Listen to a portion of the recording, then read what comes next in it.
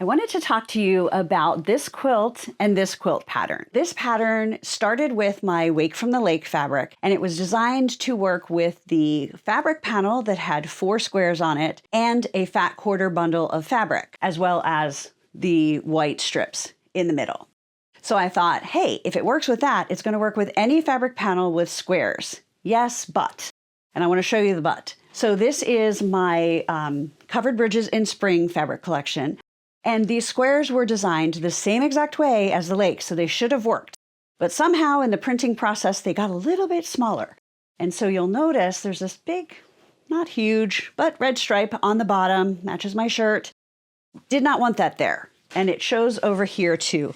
It shows a little bit on the top here, very little down here, but because it's so dark down here, you don't really see it.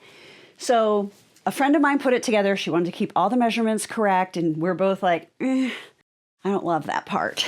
So here is what I'm going to do, and I'm just telling you this so that if you use a panel pattern, or this one in particular, you will know how to fix it if you run into this problem. So in the pattern, it says to cut the squares to, I think it's like 16.5 or 17.5, whatever it is.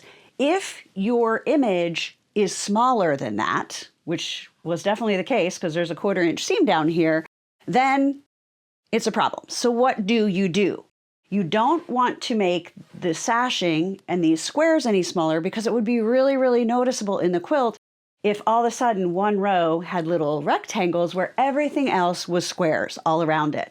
So what I'm going to do with this, and what you can do if this happens to you, is I'm going to pull this seam out. Bummer, seam ripper, here I come. And I'm going to shorten this row.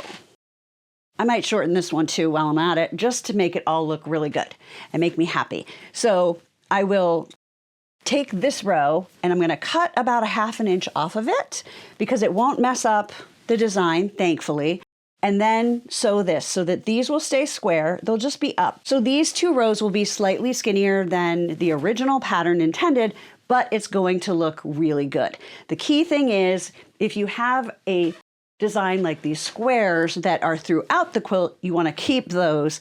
You want to fix the stuff that you can where it's not going to be noticeable. So unless somebody were to measure this when I fix it, no one is ever going to know. Look at what a huge difference that made. So I undid this seam, and this seam, and just shortened these 2 rows. The squares stay square, so you really can't tell. I shortened this row 1/2 inch on the bottom, 1/4 inch on the top, so that it got rid of those red marks that was on there before.